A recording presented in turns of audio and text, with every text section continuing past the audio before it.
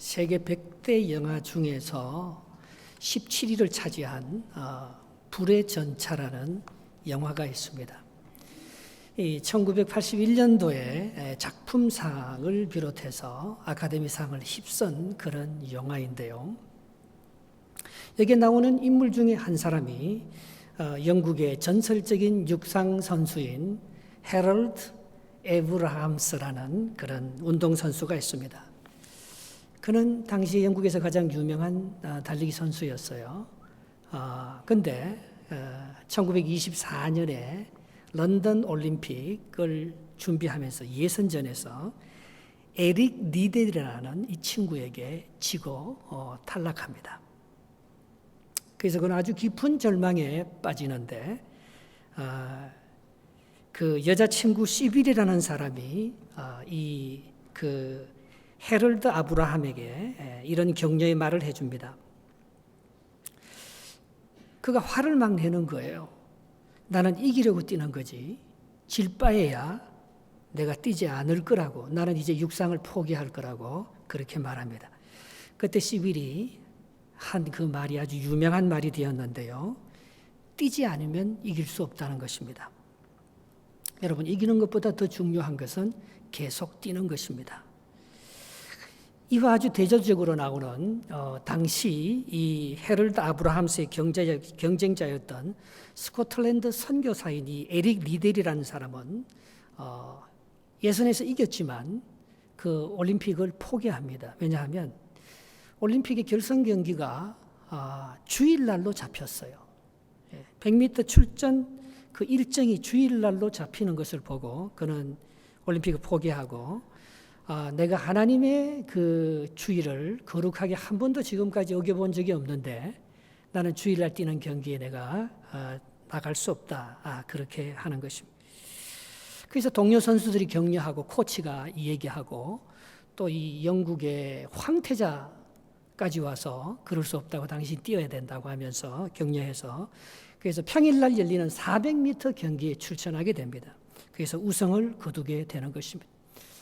그래서 그 지난번에 예선에서 탈락했던 영국 예선에서 탈락했던 헤럴드 아브라함이 100m 경기에 출전해서 금메달을 함께 따는 모습을 볼 수가 있습니다.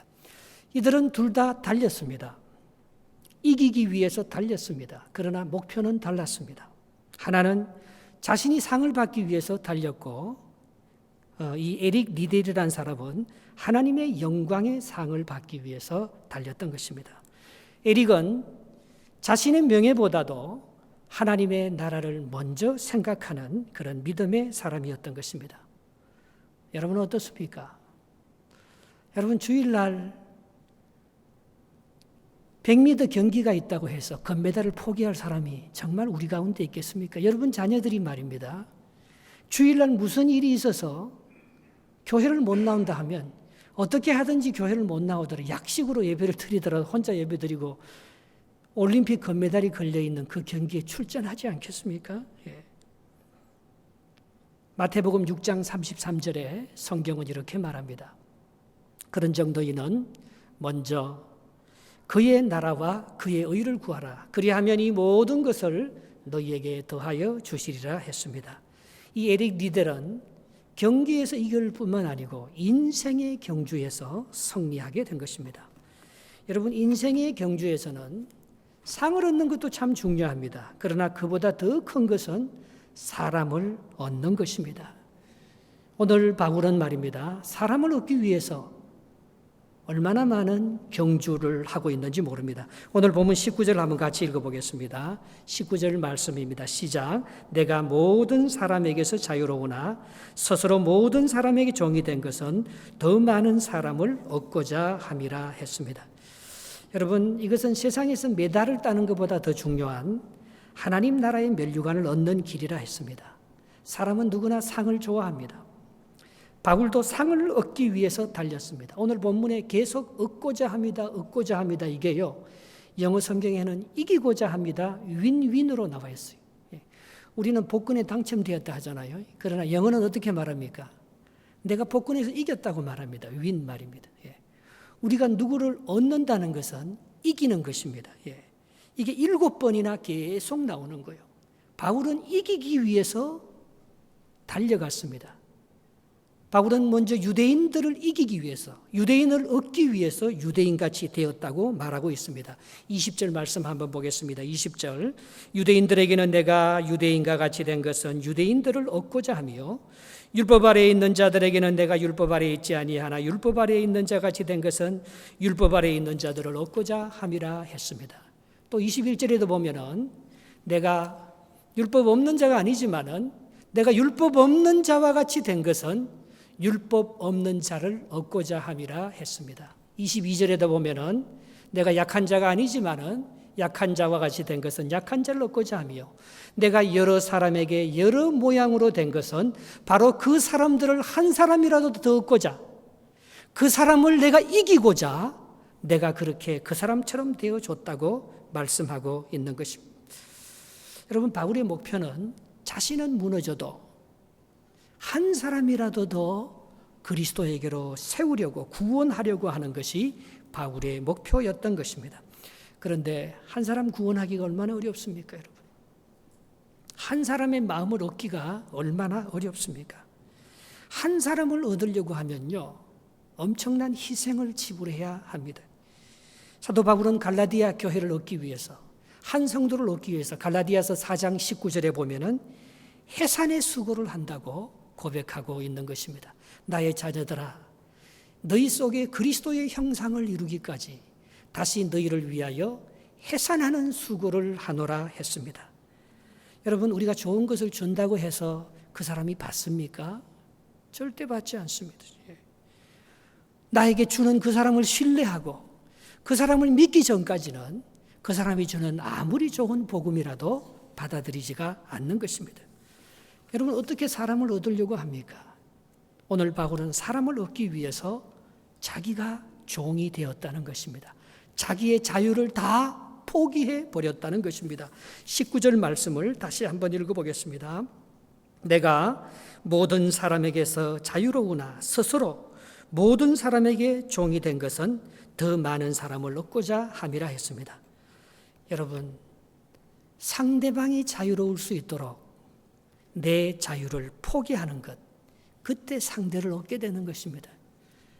결혼이 어떻게 성공할 수 있습니까? 나는 당신 앞에 서면 내 존재는 너무 작은 존재가 됩니다. 그러면 그 사람을 얻는 거잖아요. 상대를 나보다 크게 만들어주면 내가 그 상대를 얻는 그게 되는 것입니다. 바울은 자신의 권한을 일부러 다 사용하지 않았습니다. 그는 자유할 수 있었으나 그 자유로 스스로 다른 사람의 종이 되었습니다. 왜? 그 사람을 얻게 하기 위해서 그렇게 했던 것입니다. 그것이 사도 바울의 상급이었다고 고백하고 있습니다. 고린도전서 9장 18절에 그렇게 말하고 있습니다. 같이 한번 읽어보겠습니다. 그런즉 내 상이 무엇이냐? 내가 복음을 전할 때에 값없이 전하고 복음으로 말미암아 내게 있는 권리를 다 쓰지 아니하는 이것이로다 했습니다. 여러분, 어떻게 이 에릭 리델이라는 금메달 선수가 주일 경기라는 이유로 올림픽 금메달을 포기할 수 있었겠습니까? 그는 하나님과 함께함으로 더 큰 상급을 주님께로부터 받을 것이라는 그 믿음의 확신이 있었기 때문에, 하나님을 더 신뢰했기 때문에, 내가 하나님을 의지하면서 금메달을 포기해도, 나의 상급과 나의 자유를 포기해도 내가 하나님을 더 사랑하는 만큼 하나님은 나보다 금메달보다도 더 큰 축복을 주실 것이라는 하나님에 대한 확실한 믿음과 신뢰가 있었기 때문에 주일날 경기를 포기하는 거 아니겠습니까? 그는 하나님께 맞추려고, 하나님의 나라를 얻으려고 세상의 경기를 포기했던 것입니다. 그의 승리의 비법은 예수님의 순종에 달렸습니다. 그는 예수님께로부터 어떻게 하면 이기는지 이기는 비법을 알고 있었습니다. 예수님의 승리는 십자가에 있었던 것입니다. 예수님이 십자가로 승리할 수 있었던 것은 내가 이렇게 희생당해도 하나님께서 나와 함께 하시는 것을 내가 순종할 때 하나님께서 나를 더 영광스럽게 만들어 주실 것이라는 그 믿음의 확신이 있었기 때문에 예수님께서 십자가를 질 수 있었던 것입니다. 요한복음 8장 29절에 사도 바울은 예수님은 이렇게 자기가 십자가를 질 수 있음을 고백하고 있습니다. 같이 읽겠습니다. 나를 보내신 이가 나와 함께 하시도다. 나는 항상 그가 기뻐하시는 일을 행함으로 나를 혼자 두지 아니하셨으니라 했습니다. 여러분, 정말 인간의 마음을 얻는다는 게 참 힘든데, 오늘 성경은 인간의 마음을 얻는다는 것을 그 깊은 우물에서 물을 길어내는 것으로 비유하고 있습니다. 10길 물속은 알아도 한 길 사람 속은 모른다고 했습니다. 그 사람 상대방의 마음속에 있는 그 깊은 생각과 모략을 우리가 어떻게 길어낼 수가 있겠습니까? 잠언 20장 5절에 이런 말씀이 있습니다. 사람의 마음에 있는 모략은 깊은 물 같으니라. 그럴지라도 명철한 사람은 그것을 길어내느니라 했습니다. 사람 속에 있는 생각을 어떻게 길어낼 수 있겠습니까? 손으로는 절대로 못 길어냅니다. 상대방의 마음을 내가 어떻게 얻을 수가 있겠습니까? 내 지략과 내 모략으로는 상대방의 모략을 내가 이해하고 깨달을 수가 없는 것입니다. 여러분, 우물을 길러낼 때, 어릴 때 여러분 집에 우물이 있어 보셨지요? 저희들 집에도 여러 가구가 같이 살고 있었어요. 거기는 공동 우물이 하나 있었습니다. 그런데 그 우물을요, 참 이 길어내는데, 내 어릴 때 이 두레박이라는 것을 사용했어요. 이렇게 나무로 된 둥근 박인데요, 두레박이라고 하는데, 이 둥근 박 그 가운데 이렇게 나무로 연결해서 거기에 긴 줄을 메어 달아서 그것을 이렇게 우물물 속에 깊이 내려서 이렇게 올리면 우리가 그 물을 길어낼 수가 있었습니다. 두레박이 없으면 우물물을 길어낼 수가 없는 것입니다. 이스라엘이 왜 망했느냐? 이사야 선지자는 이스라엘이 멸망한 이유를 이사야 30장 14절에 이렇게 말하고 있습니다. 그것은 웅덩이에서 물을 길러낼 두레박이 없어서 망했다는 거예요. 그가 이 나라를 무너뜨리시되 토기장이가 그 그릇을 깨뜨림같이 아낌없이 부수리시니 그 조각 중에서 아궁이에서 불을 붙이거나 물 웅덩이에서 물을 뜰 것도 알지 못하리라 했습니다. 여러분, 여기서 그 이 두레박으로 물을 뜨다, 그 말이 히브리 말로 하삽인데, 그것은 깊은 곳을, 감추인 것을 꺼내고 가려져 있는 것을 벗기고 내가 얻을 수 없는 것을 얻어내는 것을 하삽이라고 말하고 있는 것입니다. 결국 이스라엘이 왜 망했느냐? 하나님의 마음을 담을 수 있는 그릇을 준비하지 못해서 망했다는 거예요.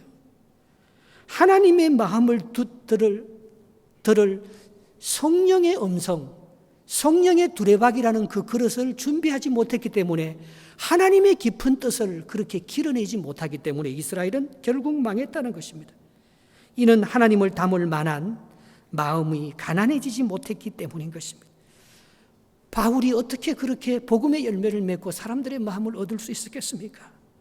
그것은 바울이 그 사람처럼 되지 않고서는, 내가 그 사람이 되지 않고서는 한 사람을 하나님의 사람으로 도저히 만들 수 없다는 것을 그가 깨달은 것입니다. 우물에 물을 기를 때 말입니다. 우리가 아무리 이렇게 물을 길어도 물이 잘 길어지지가 않아요. 근데 이걸요, 내가 이렇게 그 두레박을요, 기울여야 돼요.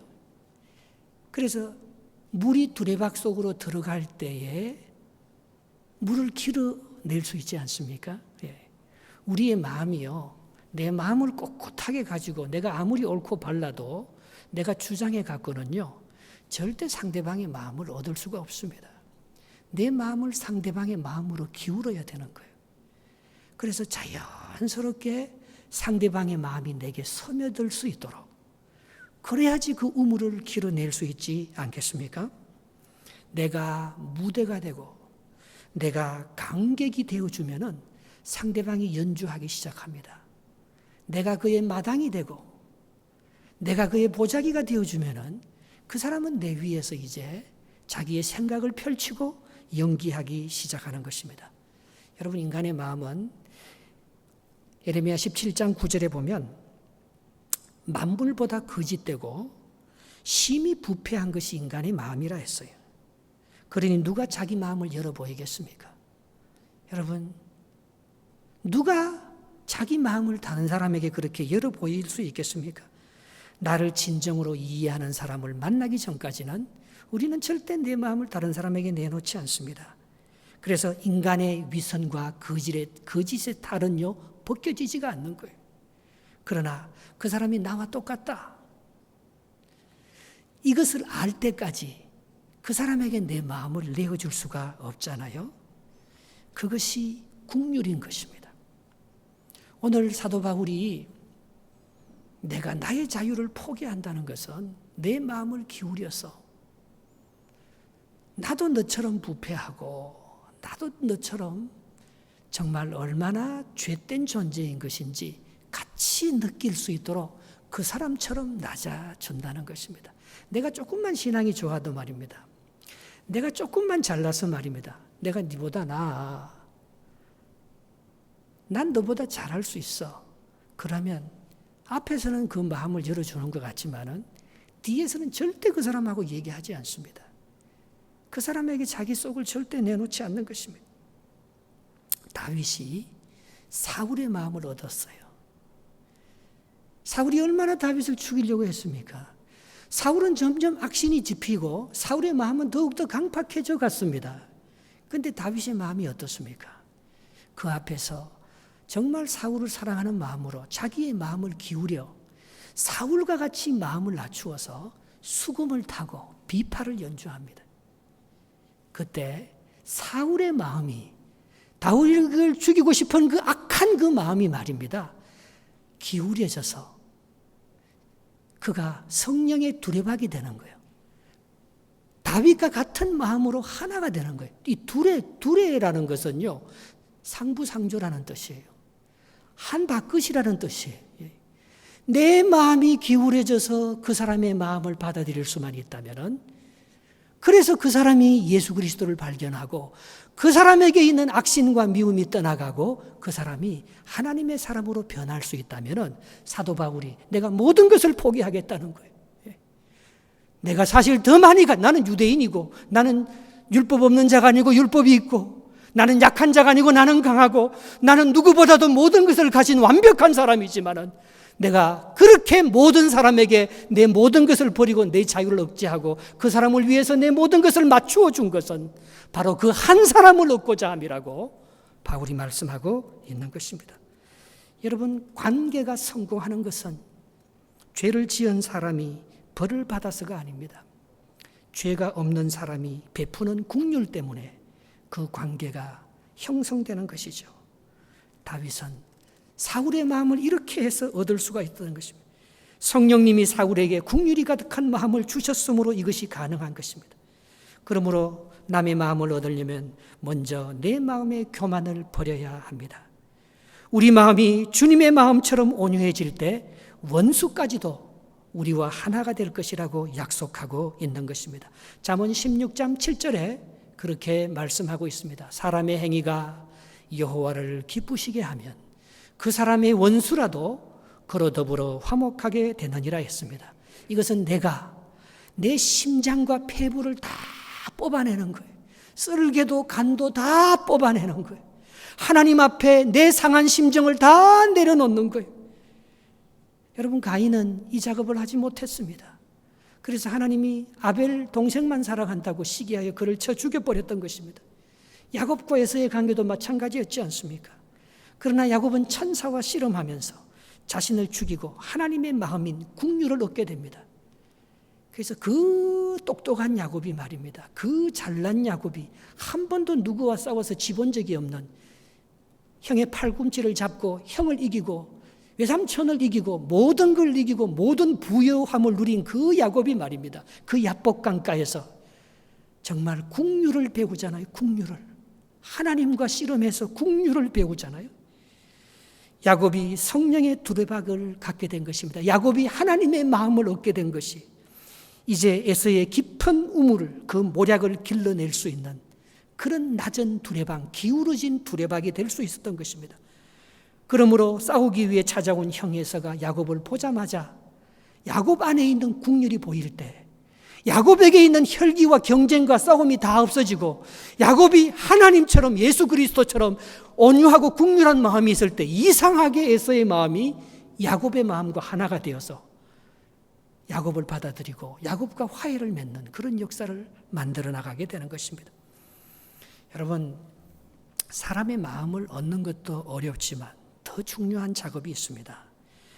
그것은 사람의 마음을 얻고 나서 그 사람을 자기 사람으로 만들어 버리는 것입니다. 여러분, 바울이 아무리 위대해도 바울에게 오는 사람을 바울 사람을 만들었더라면 바울은 결코 위대하지 못합니다. 그러나 바울은 바울에게 오는 모든 사람을 주님에게로 보내드렸다는 것입니다. 23절 한번 보겠습니다. 본문 23절입니다. 시작. 내가 복음을 위하여 모든 것을 행함은 복음에 참여하고자 함이라 했습니다. 여러분, 이 복음에 참여한다는 뜻이 무엇인가 하면요, 우리가 은혜를 받잖아요. 그럼 나에게 은혜를 끼쳐준 사람이 참 고맙습니다. 우리는 거기에 보답하려고 합니다. 바울은 자기에게 은혜 입은 사람을 자기 사람으로 만들지 않고 복음에 참여하도록 유도했다는 것입니다. 여러분, 우리는 하나님께로부터 받는 축복은요, 복수예요. 블레싱저예요. 블레싱저. 그러나 하나님께서 축복과 함께 우리에게 주는 영광, 글로리는요, 단수예요. 그것은 하나님께 돌려드려야 돼요. 하나님께만 그 영광이 돌아가도록, 그걸 하나님께 자기를 돌려드릴 때, 나를 버릴 때, 나의 영광을 버릴 때 우리의 축복이 영원하게 되는 것입니다. 여러분, 이 복음에 참여한다는 말을 영어로 share blessings입니다. share the blessings. 그 축복을 함께 나눈다는 거예요. 그걸 내 사람으로 만들어서 내 밑에 두는 게 아니고, 한 사람을 얻어서 내가 해산의 수고를 하면서 힘들게 얻은 바로 그 사람을 하나님의 사람으로 만들어서 나와 똑같이 복음에 참여하는 더 블레싱의 주인공이 될 수 있도록 그렇게 하는 거예요. 그렇게 하기 위해서는 내가 받을 영광을 아버지께 돌려드리는 그 작업이 이루어지지 않고서는 그 사람을 내 사람으로 만들어버리는 거예요. 그러면 진정한 축복이, 복음에 참여한 그 영광이 우리에게 임하지 않는다는 것입니다. 바울이 어떻게 이렇게 할 수 있었겠습니까? 그것은 자기를 버림으로 하나님께서 더 큰 상급을 주실 것이라는 것을 믿었기 때문입니다. 축복은 나눌 수 있지만 영광은 나누어질 수가 없어요. 우리는 축복만 받아야지 영광을 가로채면 안 됩니다. 하나님은 자기 영광을 빼앗기지 않는다고 했습니다. 이사야 42장 8절에 보겠습니다. 이사야 42장 8절 이렇게 말하고 있습니다. 나는 여호와니 이는 내 이름이라. 나는 내 영광을 다른 자에게, 내 찬송을 우상에게 주지 아니하리라 했습니다. 여러분, 헤롯이라는 왕이 있었잖아요. 헤롯은 정말 이스라엘 전체보다도 한 사람이 이스라엘을 다 지배할 정도로, 옥타비아누스가 말입니다. 클레오파트라가 헤롯 대왕을 만나자마자 하는 말이 있습니다. 너는 나보다 더 크다. 네가 만약에 로마에 태어났으면 로마가 지배하는 유럽뿐만 아니고 아시아까지 지배할 위대한 지도자가 헤롯이라고 칭찬해 주었습니다. 여러분, 성지순례 가보면요, 전부 헤롯이 해놓은 거예요. 헤롯이 얼마나 위대한지 모릅니다. 그래서 헤롯이 가이사랴에서 많은 이스라엘 백성들에게 연설을 할 때 사람들이 헤롯을 당신은 신이라 했어요. 당신의 지략은 세상 모든 사람의 지략을 합한 것보다 더 뛰어난 지략과 능력을 가진 위대한 사람. 당신은 우리의 지도자라 했어요. 그런데 사도행전 12장 23절을 한번 보겠습니다. 헤롯은 그 위대했지만 그 영광을 하나님께 돌리지 않을 때 어떻게 되었습니까? 헤롯이 영광을 하나님께로 돌리지 아니하므로 주의 사자가 고치니 벌레가 벌레에게 먹혀 죽었더라. 그 자리에서 죽었던 것입니다. 헬레니즘 세계를 통일한 알렉산더 대왕이라고 있습니다. 그는 지금까지 있었던 사람들 중에서 가장 위대한 사람 중에 한 사람이거든요. 그래서 그는 바벨론 제국을 다 점령하고 난 후에 바벨론 왕궁에서 일주일 동안 술잔치를 벌이다가 말입니다. 그 자리에서 급사해서 죽습니다. 그 영광을 자기에게 돌렸기 때문인 것입니다. 여러분, 세례 요한이라는 인물이 있습니다. 성경에서. 성경에 수많은 선지자들과 율법학자들과 위대한 예언자들이 많지만 예수님은 이 모든 사람들 중에서 가장 위대한 사람을 누구라고 말했습니까? 세례 요한보다 이 세상에 더 큰 자가 없다고 말하고 있습니다. 마태복음 11장 10절 11절에 오늘 세례 요한이 주님께서 그가 만난 사람 중에서 가장 큰 자라고 내가 진실로 너희에게 말하노니 여자가 낳은 자 중에 세례 요한보다 큰 자가 일어남이 없도다. 그러나 천국에서는 극히 작은 자라도 그보다 크다는 이런 말을 했습니다. 왜 세례 요한이 그렇게 큰 사람이 될 수가 있었습니까? 사람들이 세례 요한 보고 메시아인 줄 다 알았어요. 다 그에게 세례를 받고 구원을 받은 요한의 세례가 얼마나 큰지 몰랐습니다. 그러나 그는 자기에게 나오는 모든 사람들을 예수님께로 돌려보냈다는 것입니다. 그는 하나님께 은혜와 축복만 받았지 그 영광을 자기가 가로채지 않았습니다. 이것이 바로 성도로 하여금 복음에 참여하게 만들어주는 것입니다. 여러분, 내 스타일로 만들려고 하면 안 돼요. 그리고 남의 스타일에 끌려갈 필요도 없습니다. 우리는 예수님의 스타일에 맞추어야 합니다. 주님의 스타일에 맞출 때 우리는요, 복음에 참여하는 그 영광을, 그 축복을, 그 은혜를 함께 누리게 되는 것입니다. 그러나 우리가 주님의 스타일로 맞출지 아니하고 그것이 내가 했다고 하는 순간 말입니다. 우리는 모든 것을 잊어버리게 되는 거예요. 우리가 주님의 스타일로 맞추면 우리의 형한 수식도 복된 소식으로 바꿔줄 줄 믿습니다. 우리가 주님의 스타일에 맞출 때, 영광을 주님께 돌릴 때마다 우리의 약함도 더 큰 강함이 될 줄 믿습니다. 우리가 말입니다, 더 큰 영광을 위해서 나를 버릴 때에 그게 예수님의 십자가를 지는 것처럼 고통스럽고 힘든 거지만은 주님께서 바로 그런 나의 모습을 보고 예수님을 하나님의 보좌 우편에 앉히는 것처럼 더 큰 영광으로 우리를 회복시켜 주실 줄 믿습니다. 한 번은 귀신 들린 자의 아들을 준 아버지가 예수님께 나와서 고쳐달라고 하지 않았어요. 그런데 예수님 그때 없었어요. 그래서 제자들이 그 귀신 들린 아이, 그 아버지가 데리고 온 귀신 들린 아이를 고치려고 했는데 고치지 못했습니다. 그런데 주님은 고쳤어요. 그래서 그 사람들이 다 가고 난 후에 그 제자들이 예수님께 와서 이렇게 묻지 않습니까? 아니, 우리는 못 고치는데 도대체 예수님은 어떻게 해서 이런 큰 능력을 행할 수 있습니까? 도대체 주님께서 하시는 그 능력의 출처는 어디입니까? 그렇게 물었어요. 그때 마가복음 9장 29절에 예수님께서 이렇게 말씀하십니다. 이러시되 기도 외에 다른 것으로는 이런 종류가 나갈 수 없느니라 했습니다. 여러분, 예수님이 하나님의 스타일과 맞추기 위해서 기도할 때 고쳤다는 것입니다. 제자들은 왜 못 고쳤느냐? 자기가 고치려고 하니까 못 고치는 것입니다. 현대인들은 이기려고만 합니다. 얻으려고만 합니다. 고치려고만 합니다. 그런데 주님께 모든 것을 내려놓는 기도 생활은 소홀히 합니다. 제자들은 자신이 고치려 했지만 주님은 하나님께 기도함으로 주님의 뜻에 맞추려 했습니다. 두레박을 기울이는 거지요. 내 생각을 하나님의 생각에 한번 이렇게 기울여 보는 거지요. 주님께 넘겨주지 못하고 자기가 붙들고 있기 때문에 아무런 기적이 일어나고 있지 않는 것입니다. 여러분, 우리는요, 무엇을 많이 하기 전에 정말 기도의 사람이 먼저 되어야 합니다. 우리가 많은 축복을 더 누리고 무슨 위대한 역사를 하기 전에 먼저 하나님 앞에 감사의 생활을 해야 하는 것입니다. 하나님 감사해요. 나는 하나님이 필요합니다. 이게 기도잖아요. 하나님 내 힘으로 할 수 없어요. 하나님 도와주셔요. 그게 바로 기도잖아요.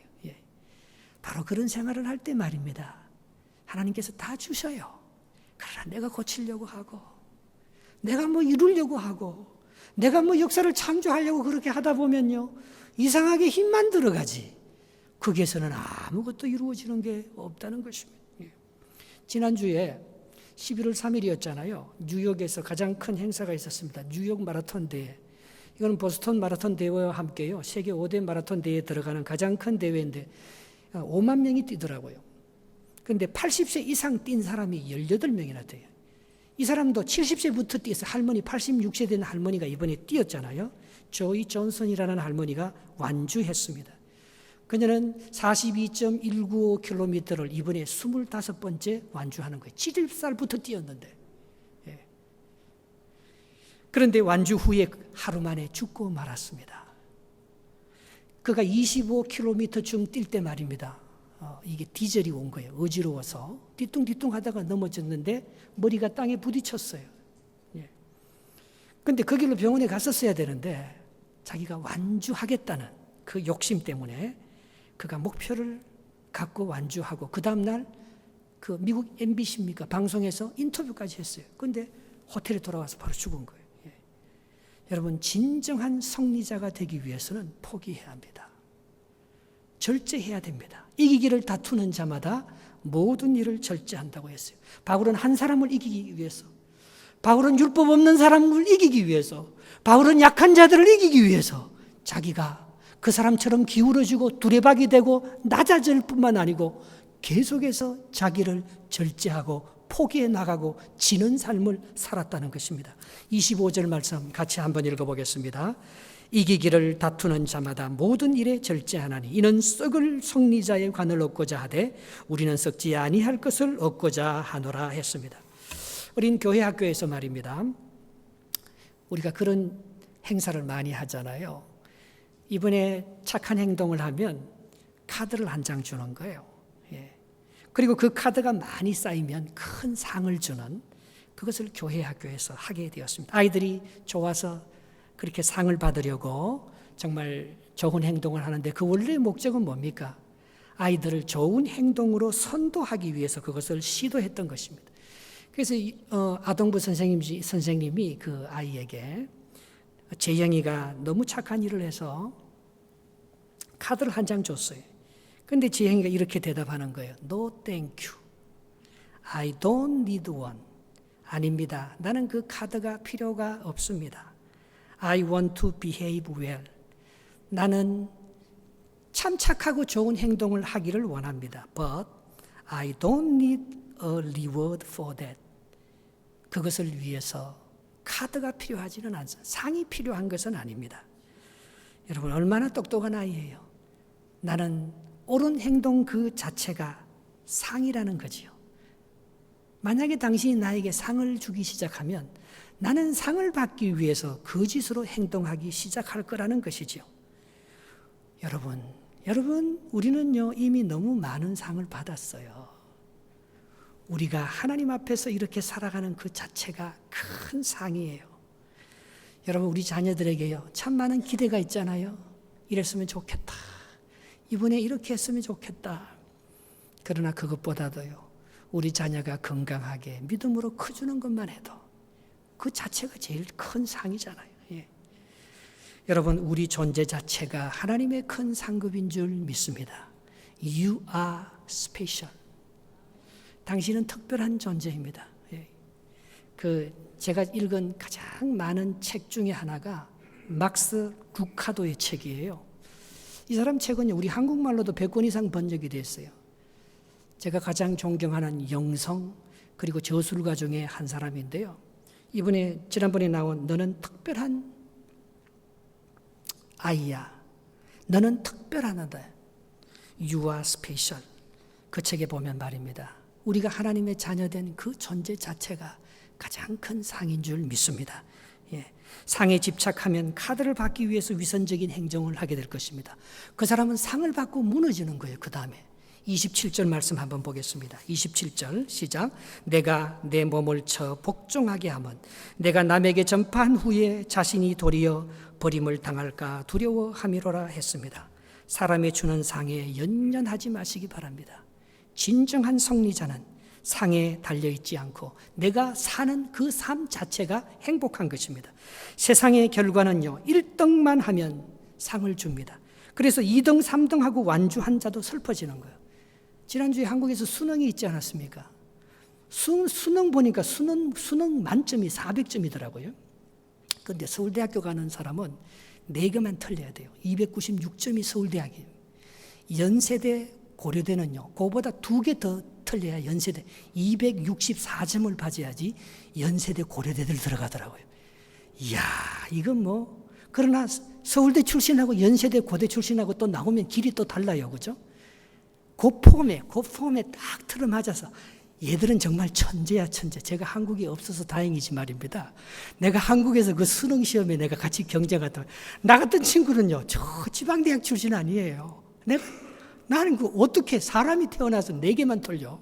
이야, 국어, 수학, 그 많은 과목들을요, 이건 완전히 이게 사람이 아니에요. 완전 기계예요. 그 틀에 그 점수를 맞추는 그 기술을요, 완전히 익혀서 사람을 죽이는 거예요, 완전히. 그렇다고 해서 노벨상을 받느냐? 오히려 창조적인 능력이 안 생기기 때문에 노벨이 별로 안 좋아하는 거죠, 그런 사람들을. 우리가 그거 안 하려고 지금 여기 와서 이렇게 자식들을 좀 키우고 있는데 말입니다. 예. 많은 사람들이 상 하나 찍어내려고 말입니다. 금메달 받으려고 뛰는 거예요. 그러나 금메달 받았다고 해서 그 사람이 정말 인생에 성공하느냐? 헤럴드 아브라함스는요, 정치인이 되었어요. 100m 금메달 따고 정치인이 되었어요. 그러나 에릭 리델은요, 자기 누나의 인도함을 받아서 중국 선교사로 갑니다. 그래서 결국 중국에서 그 뼈를 묻는 거예요. 그의 영광은 400m 금메달리스트라서 받는 영광보다도 중국의 선교사라서 한평생 살아갔던 하나님과 함께 했던 그 삶이 가장 영광스러운 상급이 될 것입니다. 여러분, 수능에 좀 못 쳐서 서울대학교 못 가면 어때요? 그게 우리의 상이 아니잖아요. 그게 우리의 인생을 지배하지 않잖아요. 나는 늘 그런 프라이드가 있어요. 공부 잘한 사람보다도 내가 더 잘 될 거야. 왜? 나는 하나님께 맞추니까. 나는 하나님께 기울어지니까. 나는 하나님의 뜻을 의지하니까. 하나님께서 나와 함께 하면은 공부 잘해서 자기가 성공하는 것보다 하나님께서 나 같은 연약한 자를 통해서 하나님께서 더 위대한 역사를 만들어 갈 거야. 그 믿음 없으면 내가 어떻게 져요? 그 믿음 없으면 내가 어떻게 포기할 수 있겠어요? 그 믿음이 없으면 내가 어떻게 욕심을 내려놓을 수 있겠어요? 하나님께서 여러분들에게도 이런 놀라운 은혜와 축복을 주시리라 믿습니다. 기도하겠습니다.